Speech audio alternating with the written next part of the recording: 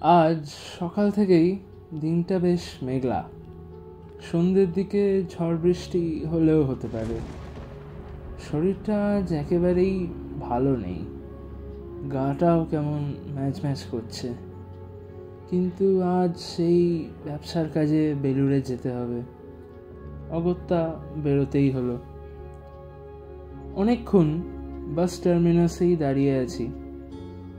মোটামুটি 6:30-7টার মধ্যে এই রুটের বাস ঢুকে যাওয়ার কথা। ভেবেছিলাম 7টার বাসটা ধরতে পারলেও মোটামুটি 8:30-9টার মধ্যে বেলুড় পৌঁছে যেতাম। আকাশটা যা কালো করেছে বৃষ্টি নামলো বলে। এখানেই 8টা বেজে গেল। ভাবছি বাড়ি ফিরে যাই। ও দাদা, বেলুড়ের রুটের বাসটা এখনো আসছে না কেন বলুন তো? কি জানি বাবা, কেউ উত্তরও দেয় না। হঠাৎ দেখি ওই রুটেরই একটা বাস তীব্র গতিতে মাথার উপর বিশাল আলো জ্বালিয়ে ঠিক এসে থামলো আমার সামনে।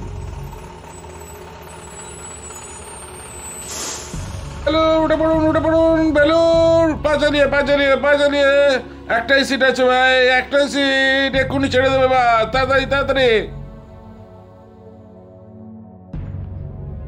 তাড়াহুড়োয় কিছু না ভেবেই উঠে পড়লাম বাসে। এত দেরি হয়ে গেছে।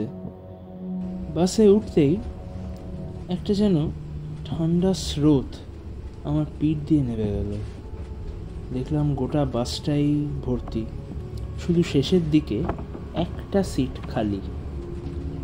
বাসে টিম টিম করে আলো জ্বলছে, কারোর মুখগুলো যেন ঠিক করে দেখতে পেলাম না। আস্তে আস্তে সিটের দিকে গিয়ে বসে পড়লাম। বসার সাথে সাথেই শুনছি কত লোক কথা বলছে, গান গাইছে, হাসি ঠাট্টা হচ্ছে, সবাই মিলে যেন খুব মজা করছে।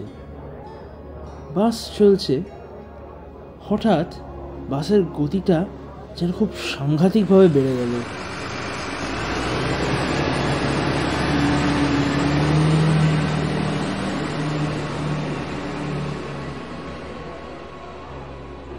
বুকটা ধড়ফড় করছে আমার, যেন মনে হচ্ছে বাসটা উড়েই চলে যাবে এবার। ও দাদা, কি জোরে বাসটা চালাচ্ছেন বলুন তো? আপনাদের কষ্ট হচ্ছে না? চারিপাশের লোকেদের জিজ্ঞাসা করলাম। ও কন্ডাক্টর দা, একটু আস্তে চালাতে বলুন। কি হচ্ছে এগুলো? কি আশ্চর্য ব্যাপার, সবাই এত গল্পে ব্যস্ত, কেউ একটা উত্তরও দিতে পারছে না। আর না পেরে বলেই ফেললাম, ও ড্রাইভার দাদা, এত জোরে গাড়ি চালাচ্ছেন কেন? এভাবে তো অ্যাক্সিডেন্ট হয়ে যাবে, মারাও যেতে পারে কেউ। হঠাৎ সব চুপচাপ হয়ে গেল। সবাই একসাথে পেছন ফিরে আমার দিকে তাকিয়ে আছে।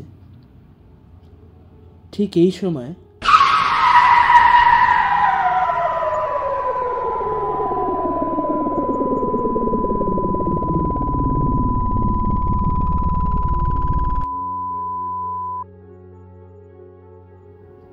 চোখটা খুলল হসপিটালে। চারিদিকে কান্নাকাটি চলছে, ডাক্তার নার্সরা দৌড়োদৌড়ি করছে। বেড থেকে নামলাম। নেমে হঠাৎ নজরে পড়ল টিভিটা। কলকাতার বুকে আবার ভয়ঙ্কর বাস দুর্ঘটনা। গতকাল রাত 8:30টাতে বালি ব্রিজে বেলুড়গামী বাস প্রচণ্ড দুর্ঘটনার কবলে পড়ে ব্রিজ থেকে নিচে পড়ে যায়। উদ্ধারকারীরা কাউকে জীবিত অবস্থায় পায়নি।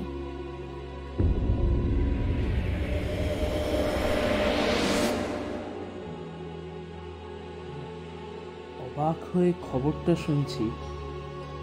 হঠাৎ দেখি কিছু রিপোর্টাররা আমার মার সাথে কথা বলছে। মা হাউ হাউ করে কেঁদে যাচ্ছে। চারিপাশটা সবকিছু কেমন যেন ঝাপসা হয়ে গেল। আর ওদের কথা শুনতে পাচ্ছি না। দৌড়ে গেলাম পাশের রুমে ডাক্তারবাবুর কাছে। ও ডাক্তারবাবু, এসব কি হচ্ছে? কি বলছে টিভিতে? ও নার্স দিদি, কি হচ্ছে এসব? কি বলছে ওরা টিভিতে? কি হচ্ছে আমার সাথে? কেউ উত্তর দিল না। তাহলে কি আমিও?